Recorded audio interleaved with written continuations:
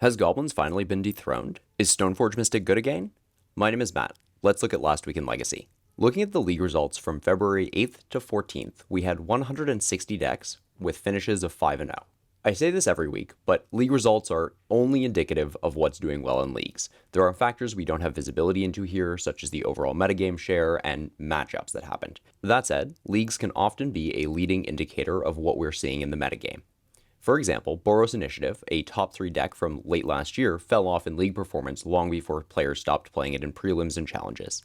This past week, Turbo Goblins put up the largest number of results, making up 11.25% of all results. Next up, we had Grixis Delver at 8% of results.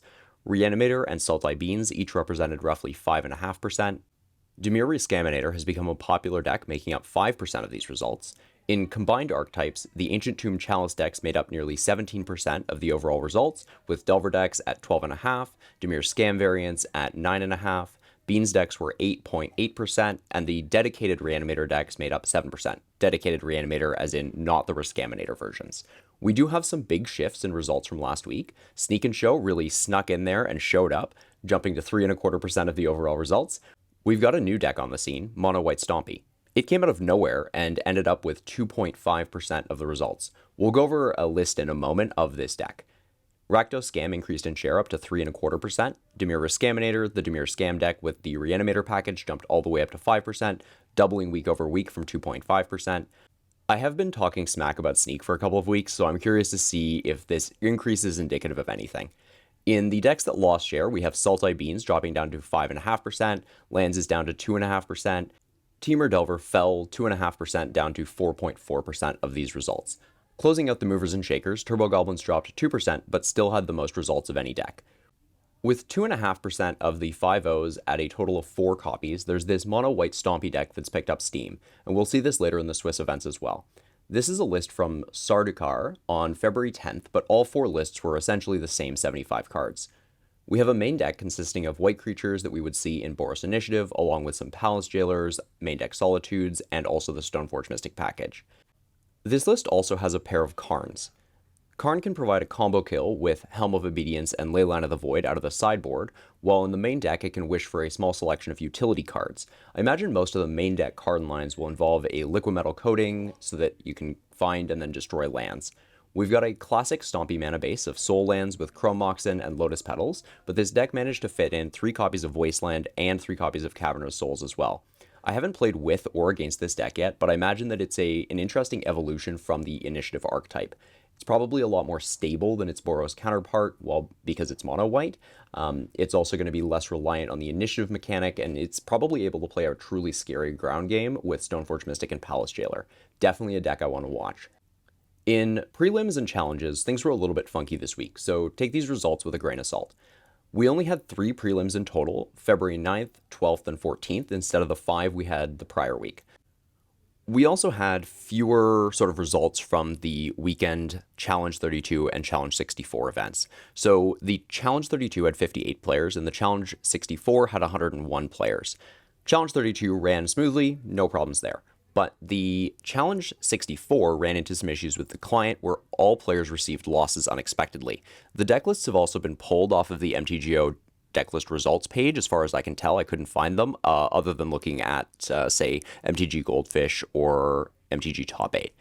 Due to the issues here, I decided that the tournament was unfortunately compromised enough in order for me to not want to include them in the results, as it could potentially skew our data.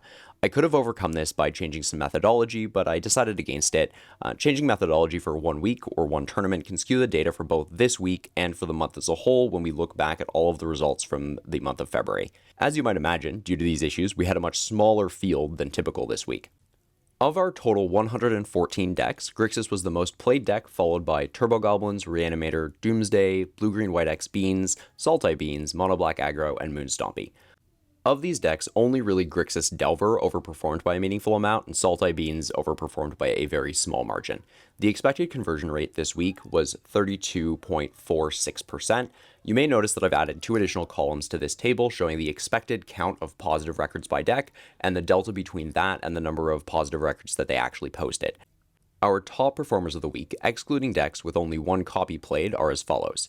Delver Scam did quite well, converting all of its pilots into positive records. Shadow also converted 100% of players.